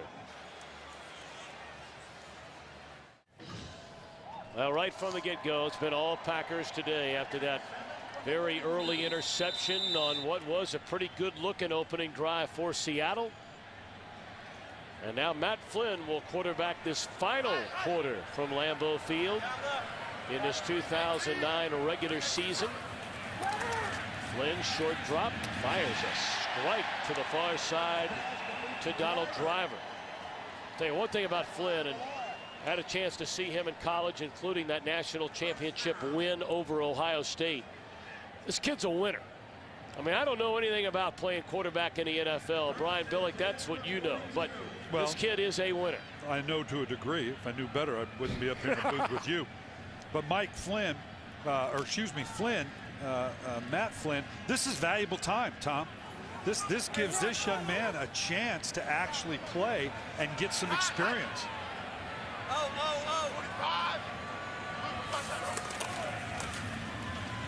You know, you hate to say it, and you never want it to happen. You pray it doesn't happen. But as you know as well as anybody, I mean, that starting quarterback is one play away from handing over things to the backup quarterback.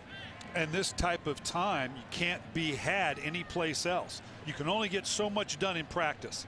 And these are live snaps against a NFL defense that Matt Flynn is going to gain from. He'll probably make 4 or 5 throws over the course of this quarter, and those are 4 or 5 throws that he wouldn't have otherwise had. You're right. Nothing worse than losing your quarterback, but you've got to develop that backup at the same time. Flynn had hit on 2 of 3 passes the entire year before throwing that completion to Driver, and now he's looking for the big one to Donald Driver, and it's incomplete. First pass incomplete to Driver. That was by Trufant. You know, we talked about, Tom, that Green Bay going into the playoffs wants to get the running game cranked up. And here you can see good day today by Ryan Grant and Brandon Jackson. A commitment, and the game allowed them to do this clearly. But with the young or the talented receiving core that they have, as they go into the playoffs, if they can continue to get this kind of balance, this Green Bay Packer team will be as dangerous as any team there is in the playoffs.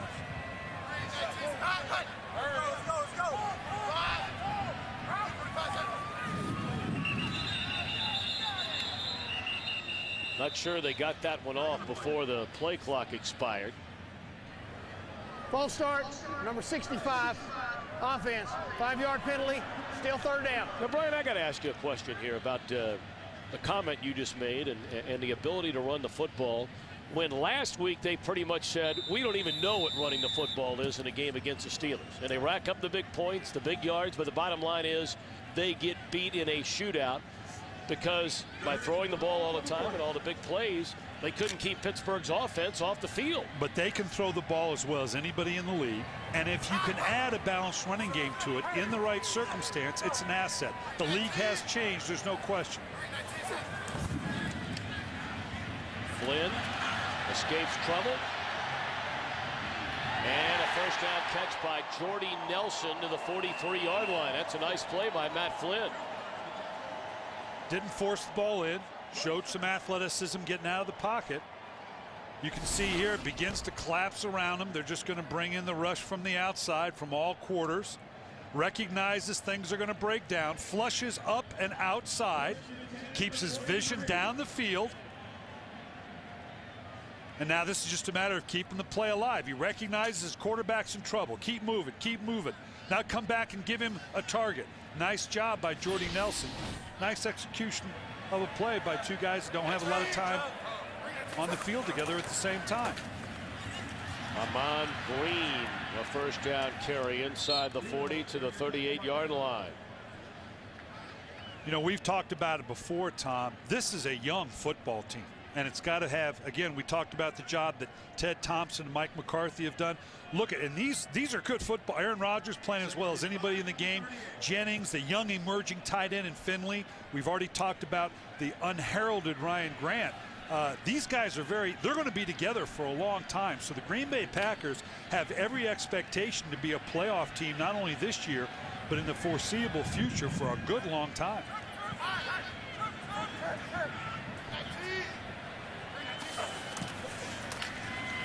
Amon Green again is wrapped up by Colin Cole, the former Packer.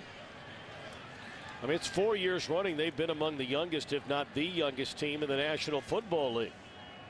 Well, in this, you can see here where they ranked. It goes back to our conversation when they made the decision to go with Aaron Rodgers and let Brett Favre leave the organization.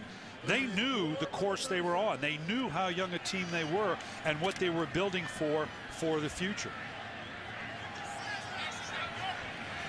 Packers 8 of 12 on third down today. This is 3rd and 4.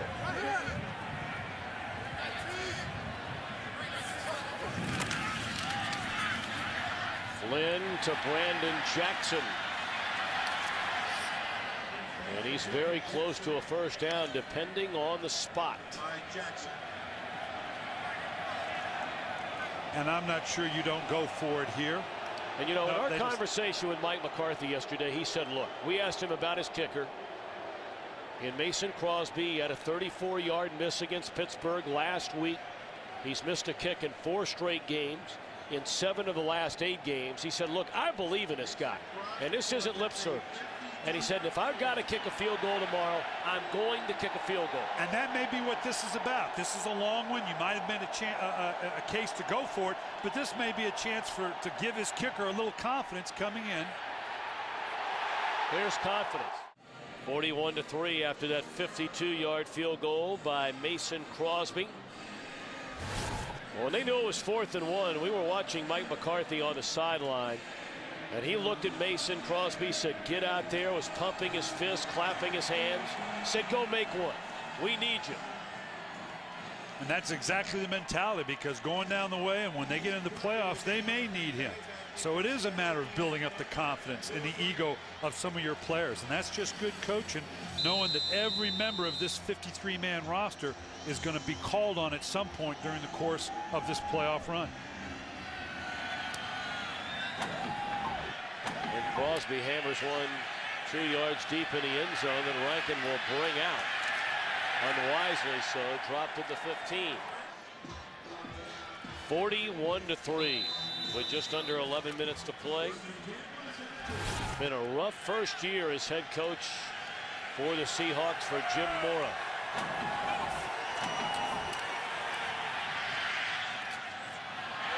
First down, incompleted pass, great coverage by Charles Woodson. You know, a lot going on in this Seattle Seahawks organization. After so many years of stability when Mike Holmgren was there, he leaves at the end of last season as head coach. Tim Ruskell, their general manager, recently resigned. There was talk about Holmgren coming back to the organization. Of course, he wound up going to Cleveland. And now I think questions abound as to, what is the future of this entire organization under the ownership of co-Microsoft founder Paul Allen. I mean, what do you do about a GM? Is a new general manager allowed to bring in a new head coach? Will the new general manager stay with Jim Mora? I mean, there's a lot going on here. And Jim Mora made a comment last week that he needed to change the culture of the Seattle Seahawks, which is difficult because you're talking about a team that was 5 out of the 7 years in the playoffs. They're used to winning. Well, we'll get back to this topic after the injury to Derek Martin. Derek Martin limps off the field. 10:18 to play. 41-3. And it's first down for Seattle at their own 33-yard line. Blitz coming. Second down. Well, and to pick up on where we were talking about, the challenge for Jim Mora is when you talk about changing the culture. Well, when you go into Cleveland, you go into a place like Kansas City, you know, some of the other challenges, into Arizona. Ken Wisenhunt going into an organization that had back-to-back winning seasons ever. Here we go to a no huddle here with Seattle. It's a different set of challenges. It's a different set of challenges when you take over a team that had 5 straight years of winning the division and going into the playoffs. He's got a quarterback who still has plenty of life left. Only 11th year for Matt Hasselbeck, but a quarterback, there's some questions about what his effectiveness is. You don't have necessarily that star running back. The one lone player defensively, Alofa Tutupu, has been injured. There's a lot of restructuring that has to go on, and yet I'm not sure that the fan base in Seattle is really prepared for that because they don't think they're that far away. That's the challenge for a Jim Mora right now. Hasselbeck sacked by Brad Jones all the way back to the 25-yard line.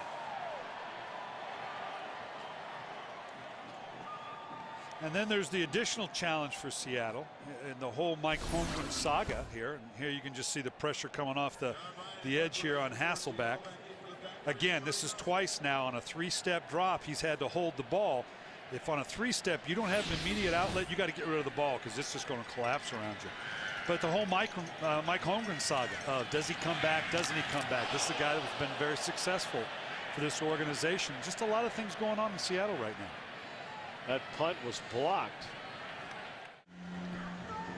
Just under 9 minutes to play here at Lambeau Field in Green Bay, and the Packers are 8 minutes and 58 seconds away from officially being part of the playoff picture.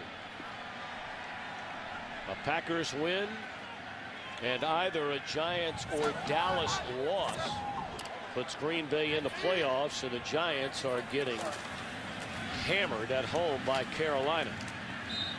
Brandon Jackson for a yard. Now this is the kind of dilemma that a Jim Mora has right now when you're going through what you're going through right now. I don't know what this conversation's about, but it's probably not a good one. TJ Houshmandzadeh obviously not happy with what's going on. Every aspect of your team members, your ownership, your organization, questioning, are we doing the right thing? Should we do something else? That's the dilemma for Jim Mora that's going to be his challenge not only next week, but for this offseason and going forward.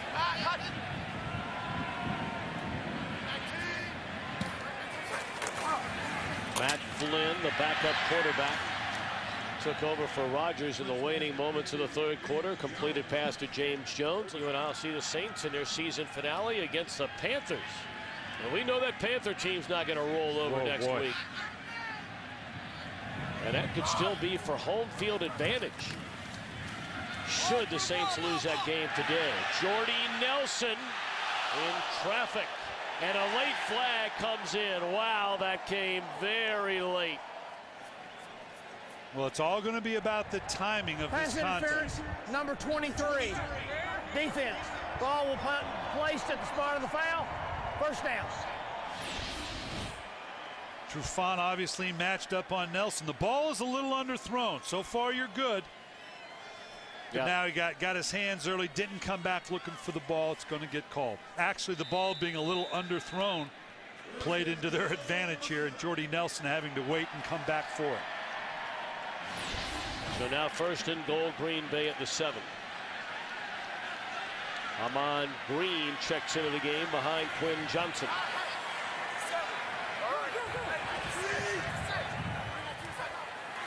And Amon Green gets a football and picks up a yard. Cole making the stop. And we're seeing for Green Bay, not only have they taken Aaron Rodgers out, you're seeing some other subtle substitutions. Jermichael Finley, the up-and-coming young tight end, is out of the game. Spencer Havener's coming in to do the same role that he has. Up front. They've put James Jones in at wide receiver, so they're very cognizant of the fact they're on the way to the playoffs, and they're going to rest and make sure their players stay as healthy as possible going into the playoffs. T.J. Lang in at left tackle. Evan Dietrich Smith in at center, and is that a touchdown? It is a touchdown for Amon Green.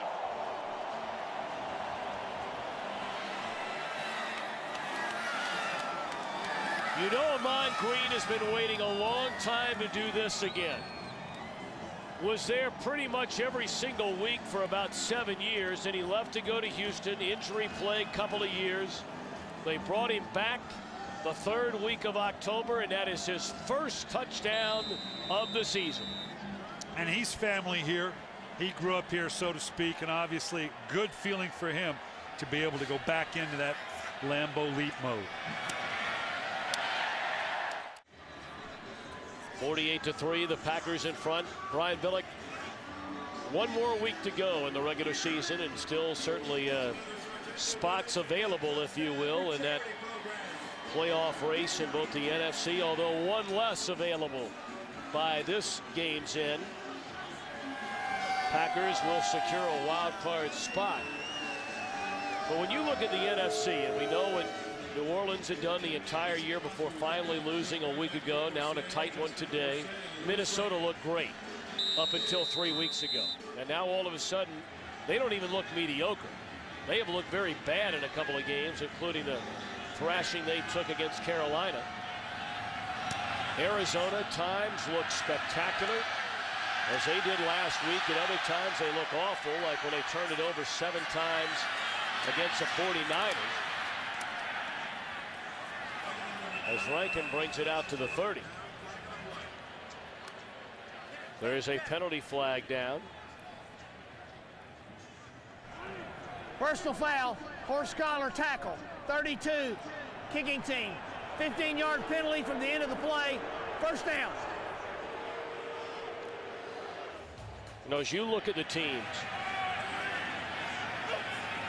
including the likes of Philadelphia, perhaps the Dallas Cowboys. I mean, do you see, I'm not going to ask you for one front runner, but are there 2 teams going into the playoffs that you say to yourself, I don't want to play either one of those teams? Well, you mentioned it earlier. Everybody's kind of shown their blemishes. Everybody's had a nice little run. Boy, they look like they're going to be the team to beat, and then all of a sudden something steps up and surprises you, like the game today that we see that New Orleans is playing against Tampa Bay. So I'm interested in seeing how the Dallas Cowboys play to finish the season. Tonight against Washington. And then next week, obviously, a big game for them as well. They showed some signs, particularly last week, that were very impressive. And I think they're a team that you could worry about in the playoffs. Believe me, New Orleans is pretty good. You can't just dismiss them. And I'm not ready to dismiss the Minnesota Vikings either. So it's going to be a very, very competitive NFC field. Bushman-Zada. So overtime it is in a big easy. Julius Jones a catch out of the backfield, and A.J. Hawk runs him out of bounds. That's a first down to the 19. An interesting team to me is the Arizona Cardinals, Tom. When they're playing well, when Kurt Warner is in a rhythm and starts fast, boy, they can look unbelievable because they've got rhythm, they've got explosiveness, that defense. But then, like all these other teams, all of a sudden it doesn't take much. They get knocked off kilter and they look terrible. But they're a team that could be very interesting in the playoffs, I think. You know, the one thing about the NFC playoffs, unlike the AFC, is that one is laid off for Julius Jones, is because of where the top teams are right now and where they probably will be in a week and a half from now. It doesn't look as though weather is going to be a huge factor in the NFC playoffs at all. No, you know, when we were talking to Aaron Rodgers, what he said, you know, here he's in Green Bay and he's going, notwithstanding how it turns out and if Philadelphia's in, he goes, let me get this right. You're worried about if I have to go into a dome in Minnesota, in New Orleans, in Dallas, in Arizona. You know what? That sounds pretty good to me, even if it's on the road. And for the first time in 3 weeks, the Seahawks have scored a touchdown in the second half of the game. John Carlson, the touchdown reception, 19 yards for Matt Hasselbeck. And this is a connection with John Carlson that has not taken place with the frequency that it did last year. This guy exploded onto the scene. Young man coming out of Notre Dame, hasn't, like this Seahawk team, hasn't quite had the follow-up year that a lot of people anticipated. Murray the point after, making it 48-10, 4:15 left. This is just a corner route by right here. You see Carlson coming off the line, works his way into the corner. Nice air by Hasselbeck, dropping the ball in. And again, Carlson, one of the young, good-looking tight ends in this league, and someone they're going to count on going forward as we talk about the maturation of the Seattle Seahawks team and where they're going to go. So where Cincinnati with 1:37 has just gone ahead of Kansas City 17-10.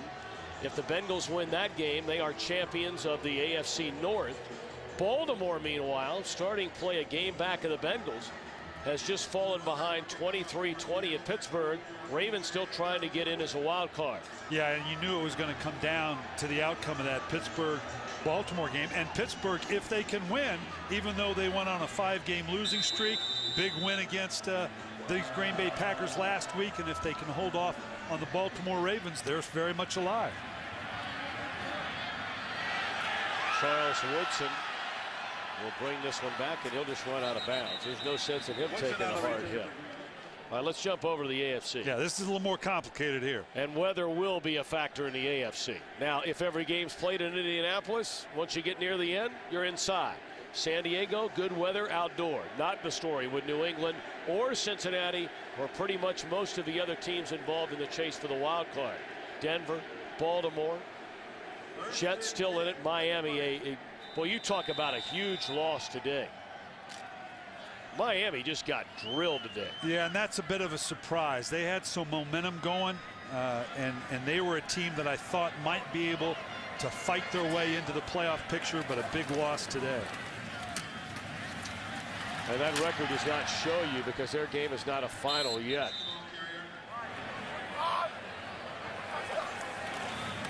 Brandon Jackson, the 3-touchdown game today. He'll carry on second down. Well, what a difference a week makes if you're a member of the Packer defense. I mean, they were lit up by Ben Roethlisberger and the Steelers. 12 plays accounting for 336 of the 537 they put on the board. And then you look at today. Yeah, and it was the big plays. That's the one thing. The Green Bay Packers have played very good defense all year. They've not given up a lot of big plays, but the last 3 or 4 weeks, and certainly the 12 plus explosive plays that you're talking about by Pittsburgh, was a huge part of that loss. That's got to be a concern going in. That is something I can promise you Dom Capers is going to address with his defense, because it's probably the lone vulnerability that this Packer defense has shown over the last 3 or 4 weeks. And, you know, we asked Dom Capers at point blank, and you got to admire that you can ask this guy a question and he's not going to get upset, but it is a viable point. When you look at the good teams that Green Bay has played this year, the good offensive teams, they've been lit up now. I mean, also Rans in the NFL, and quite frankly, some really bad offensive teams. St. Louis, Detroit, Cleveland. They didn't have a good game against Tampa. They played brilliantly against Dallas, the one good team offensively this year that they played well against. Detroit again. Baltimore's not a big offensive team. Chicago is not a big offensive team, but the clubs they played that are capable of scoring, they have scored against Green Bay. And we were here when they lost 2 big components of that defense. When they beat San Francisco, but they lost Al Harris and they lost Aaron Campman. Those were big hits for them. So the challenge for Dom Capers against now, as he goes in the playoffs, he's going to face that bevy of good quarterbacks now. There's no hiding from it anymore. He's going to have to draw on all the experiences that he has to put together those packages that bring the pressure, bring those blitzes, but still doesn't leave his back end vulnerable to give up those big plays.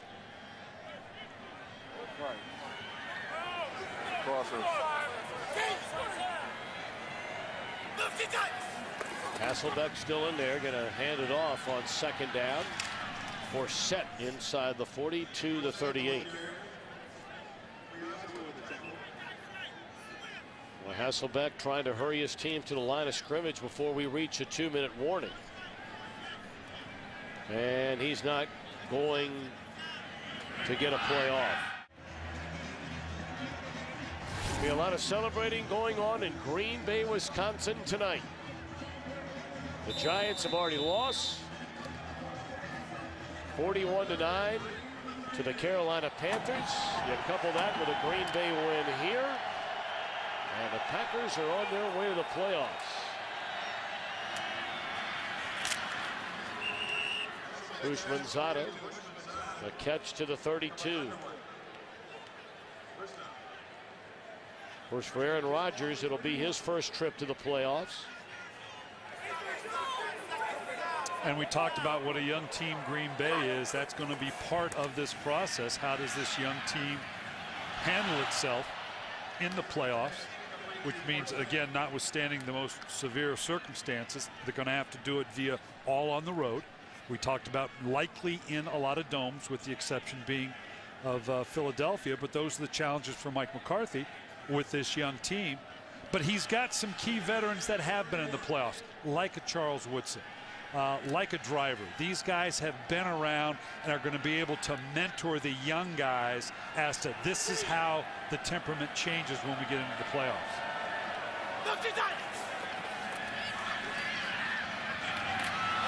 Oh, what a hit delivered by Atari Bigby on Dion Butler.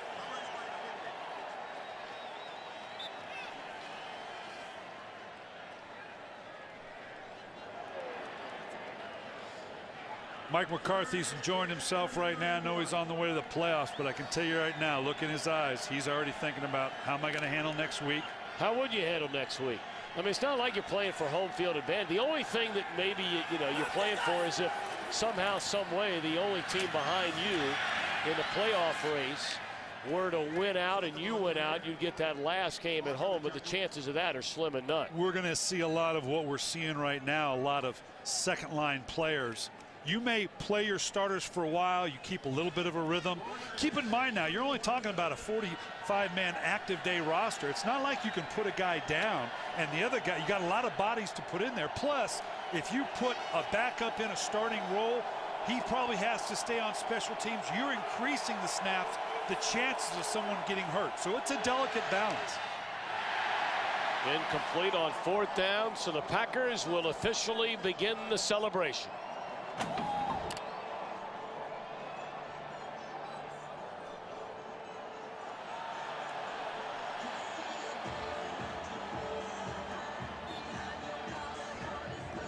Talked about Carolina beating up the Giants. Miami storming back. Yeah, this is trailing now 27-20. New England has clinched the AFC East. Tampa Bay in overtime beats New Orleans. So all of a sudden the Saints have lost 2 in a row. And they will play next weekend in Carolina, depending on what Minnesota does. Final play of the game. Matt Flynn takes a knee, and congratulations to the Green Bay Packers and Aaron Rodgers. Clinching an NFC playoff berth with a 48-10 win today over Seattle, coupled with the Giants' loss to the Carolina Panthers.